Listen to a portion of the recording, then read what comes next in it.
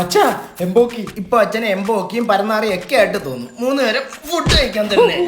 അതല്ല, അച്ഛന്റെ മോന്റെ വൃത്തിയായിട്ട് രൂപം കാണണോ? അത് പൊക്കി. വർഷങ്ങളായിട്ട് കാണുമല്ലേ, മാറ്റമൊന്നുമില്ല. ഞാനല്ല, നിങ്ങളെ ഇളയ മോന് അന്യമത സംസ്ഥാന പെണ്ണുമായിട്ടൊരു ബന്ധം. അന്യമതസ്ഥരെന്നാണോ ഉദ്ദേശിച്ചത്? ആരുമായിട്ടായാലും ബന്ധം. വിളിക്കവനെ.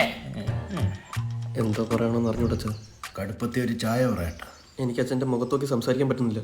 ഓഹോ, ഇനി സംസാരിക്കേ. അച്ഛൻ ഞങ്ങൾ പ്രേമത്തില്ല.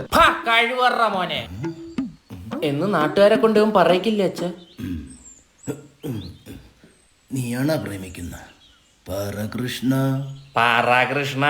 അച്ഛ, അവർക്ക് കൊല്ലത്ത് കുറെ അണ്ടിയാപ്പീസ് ഒക്കെ ഉണ്ട്, എന്നെ കൂടി ഇടാന്ന് പറഞ്ഞു. അണ്ടിയുടെ കൂടെ ചാക്കിലായിരിക്കും. അതിലൊരു അണ്ടിയാപ്പീസ് എനിക്ക് എഴുതി തരാന്ന് പറഞ്ഞു. 1 കിലോ അണ്ടിപ്പരിപ്പ് തരാന്നല്ലായിരിക്കും. അച്ഛ, അവർക്ക് മൂന്നാറിൽ കുറെ തേയിലത്തോട്ടോ റിസോർട്ടും ഒക്കെ ഉണ്ട്.